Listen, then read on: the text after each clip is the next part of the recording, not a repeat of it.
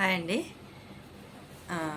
నేను ఈరోజు ఇంకొక విషయం గురించి మీతో మాట్లాడాలనుకుంటున్నాను. అదేంటంటే నేను రీల్స్ చూస్తున్నప్పుడు నాకొక రీల్ అయితే కనిపించింది. ఆ రీల్ చూసినప్పుడు నాకు చాలా బాధ అనిపించింది. అదేంటో ఒకసారి మీతో చెప్తాను.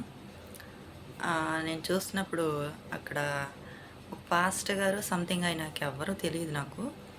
ఆయన చర్చి కడుతున్నాం చందా నిమిత్తము డబ్బులివ్వండి అని అక్కడ ఇద్దరు వ్యక్తులు నించుంటే వాళ్ళనైతే అడుగుతున్నారు. ఆయన అడుగుతున్నాడు. అడుగుతున్నప్పుడు వాళ్ళేం చేశారంటే ఇస్తాం గానీ ఒక విషయం గురించి క్లారిటీ ఇవ్వండి మాకు అనేసి వాళ్ళు అడిగారు. అడిగితే అయితే ఉండనేసి గబగబా వెళ్ళి బైబిల్ తీసుకొచ్చారు. తీసుకొచ్చి ఆదికాండం తీయించారు. తీయించి అందరూ లోతు కుమార్తెలతో చేసిన పాపం గురించి అయితే ఆయన్ని అడిగారు. అడిగితే ఆయన 19వ అధ్యాయము 30వ వచనం నుంచి చదివారు. చదివేసి వాళ్ళకి ఆ బుక్ బైబిల్ అయితే ఇచ్చేసి సైలెంట్గా అయితే ఆయన వెళ్ళిపోయారు. ఈ పాస్టర్ గారు వాళ్ళకైతే క్లారిటీ ఇవ్వచ్చు. ఆయన అలా సైలెంట్గా వెళ్ళిపోవడం మంచిది అనిపించింది. ఎందుకంటే ఇవ్వచ్చు, క్లారిటీ ఇవ్వచ్చు, కానీ అలా ఇవ్వలేమండి.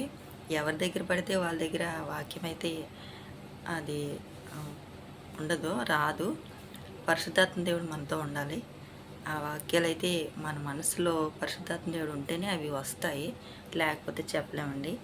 చిన్న ఇన్ఫర్మేషన్ అయితే నేను దాని గురించి కొంచెం తెలుసుకుని మీకు కొంచెం క్లారిటీ ఇద్దామని. అయితే ఒక్క విషయం గుర్తుపెట్టుకోండి, ఇది ఎవరిని ఉద్దేశించింది కదా, ఎవరిని బాధ పెట్టడానికి అయితే కాదు. అడిగారైతే అది క్వశ్చన్ రాంగో లేకపోతే మంచిదో కరెక్టో నాకైతే తెలీదు. నేనైతే నాకు తెలిసిన దేవుడిచ్చిన జ్ఞానం బట్టి కొన్ని విషయాలు అయితే మీతో చెప్తాను. అది తప్పు అయితే నన్ను క్షమించండి. ఒక్క విషయం గుర్తుపెట్టుకోండి, ఆది కాండము ఈ అబ్రహాం గారు లోతు గారి గురించి మనం చదువుకున్నప్పుడు, లోతు గారు అయితే అబ్రహాం గారి నుంచి విడిపోయి సొదొమ గొమొర్రా అనే పట్టణంలో నివసిస్తారు. నివసించిన తర్వాత అక్కడ పాపం ఎక్కువైపోయి దేవుడు ఇద్దరు దూతలను పంపిస్తాడు. లోతు గారిని కుటుంబంతో సహా తీసుకొచ్చేస్తారు బయటికి. అయితే మీరు ఈ లోతు గారు సోయర్లో నివసించమని చెప్తారు ఆ దేవదూతలు ఇద్దరు. అయితే మేము అక్కడ ఉండము అని చెప్పేసి కొండ గుహల్లోకి వచ్చి నివసిస్తారు లోతు కూతుర్లు ఇద్దరు. వీళ్ళు చేసింది తప్పేనండి, మహాపాపం, ఘోరమైన పాపమే. అయితే ఒక్క విషయం గుర్తుపెట్టుకోండి, వీళ్ళు ఇక్కడ ఉన్నది ఆది కాండంలో ఉన్నారు. అంటే దేవుడు వీళ్ళకి ఆజ్ఞలు అయితే ఇవ్వలేదు. ఆజ్ఞలు, నిబంధనలు, ఇలా ఉండాలి అలా ఉండాలని విషయాలు వీళ్ళకైతే చెప్పలేదు. అవి ఎక్కడొచ్చినాయి? నిర్గమకాండలు, అంటే మోషే తర్వాత వచ్చాయి. మోషేకి చెప్పారు. చెప్పిన తర్వాత అవి అయితే ఆ ఇశ్రాయేలు జనాంగం అయితే ఆ ఇశ్రాయేల్ జనాంగంతో పాటు మనం కూడా ఇప్పుడు అవి పాటిస్తున్నాం. అయితే అప్పుడైతే ఇవి లేవు కదా, ఆజ్ఞలు అయితే లేవు. రెండో విషయం, ఈ లోతు కుమార్తెలు ఎక్కడ పెరిగారో ఒకసారి గుర్తుపెట్టుకోండి. సొదొమ గొమొర్రా అనే మహాపట్టణాలు ఉన్నాయి కదా, ఆ పట్టణాల్లో ఎంత పాపం ఉంటే దేవుడు అగ్నిగంధకాలు కురిపించేసి కాల్చేస్తాడు, సజీవంగా సమాధి చేసేస్తాడు అందరినీ. అలాంటి ప్రదేశంలో వీళ్ళు పెరిగారు. వీళ్ళు పెరిగిన వాతావరణం అలాంటిది. ఆ అలవాట్లు వీళ్ళకి కొంచెమైనా ఉంటాయి కదా. ఇంకొక విషయం, ఆ పెరిగిన వాతావరణం అలాంటిది, మంచి చెడు అనేది తెలీదు, ఆ వాతావరణం కూడా అలాంటిది. మూడో విషయం ఏంటంటే అది చేయడము మంచిదో చెడో వాళ్ళకైతే తెలియదండి. అది ఇంకో విషయం ఏంటంటే, ఇది ఆది కాండంలో ఉంటుంది కదా, ఈ ఆది కాండంలో వీళ్ళకి 19వ అధ్యాయం 31లో వీళ్ళు లోతు ద్వారా అతను గర్భవతులు కూడా అవుతారు. పెద్దదాని కుమారుడి పేరు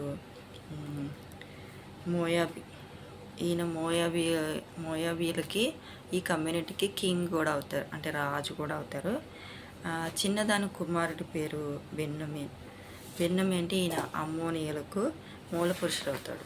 తర్వాత సమూయేలు గ్రంథము ఇలాంటి అట్లా అమ్మనీయుల గురించి మనం వాళ్ళ కమ్యూనిటీ గురించి మనం వింటాం, చదువుతాం. ఈ మోయాబీల గురించి రూతు గ్రంథంలో మనం చూస్తాం. అయితే ఈ ఈవిడి నయోమి ఉంటుంది కదా, నయోమి ఈ మోయాబీ దేశానికి అయితే వెళ్తుంది. మోయాబీ దేశానికి ఎలిమేలకు అలాగే నయోమి అతనికి 2 కుమారులు, వీళ్ళు కూడా బయలుదేరి మోయాబీ దేశానికి వెళ్ళిపోతారు. అయితే అక్కడ మోయాబీ స్త్రీలకి వీళ్ళిద్దరు కొడుకులనిచ్చి పెళ్లి చేస్తారు. రూతు ఎవరు? మోయాబీరాలు, ఒక మోయాబీరాలు, చిన్న కోడలు మోయాబీరాలు. అయితే దేవుడైతే వదిలేదు కదండి, పట్టుకున్నాడు కదా. ఇందులో ఏమన్నా తప్పు ఉంటే నన్ను క్షమించండి. వాళ్ళకి తప్పు ఒప్పు అనేది తెలియదు. నిర్గమకాండంలో స్టార్ట్ అవుతుంది, 10 ఆజ్ఞల దగ్గర నుంచి స్టార్ట్ అవుతుంది. స్టార్ట్ అయ్యి ఒక మనిషి ఎలా ఉండాలి, ఏం తినాలి, ఎక్కడికి వెళ్ళాలి, ఎలా పడుకోవాలి, ఏం చేయాలి అనేది నిర్గమకాండం నుంచి స్టార్ట్ అవుతుంది.